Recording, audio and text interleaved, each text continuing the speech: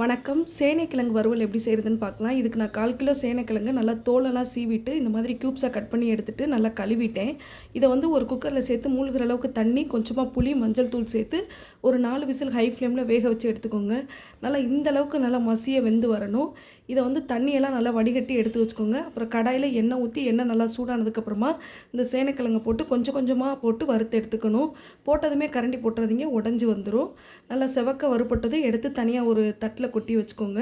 இது கூடவே 1 டீஸ்பூன் மிளகாத்தூள், 1/2 டீஸ்பூன் மிளகுத்தூள், 1 டீஸ்பூன் மல்லித்தூள், 1/2 டீஸ்பூன் இஞ்சி பூண்டு பேஸ்ட்டு, தேவையான அளவு உப்பு சேர்த்து நல்லா எல்லாத்தையும் ஒன்றா கலந்து வச்சுக்கோங்க. இப்போ கடாயில் ஒரு 2 டீஸ்பூன் அளவுக்கு எண்ணெய் சேர்த்துக்கோங்க. அது கூடவே 1 டீஸ்பூன் சோம்பு, கொஞ்சமாக கருவேப்பிலை சேர்த்து அந்த பெரட்டி வச்சுருக்க சேனைக்கிழங்கு இதில் போட்டு நல்லா கிறிஸ்பியாக வர வரைக்கும் வறுத்து எடுத்திங்கன்னா நல்லா காரசாரமான சேனைக்கிழங்கு வறுவல் ரெடி. இந்த மாதிரி ஹெல்த்தியான ரெசிபீஸ்க்கு என்னோடய சேனலை மறக்காமல் சப்ஸ்கிரைப் பண்ணிவிடுங்க.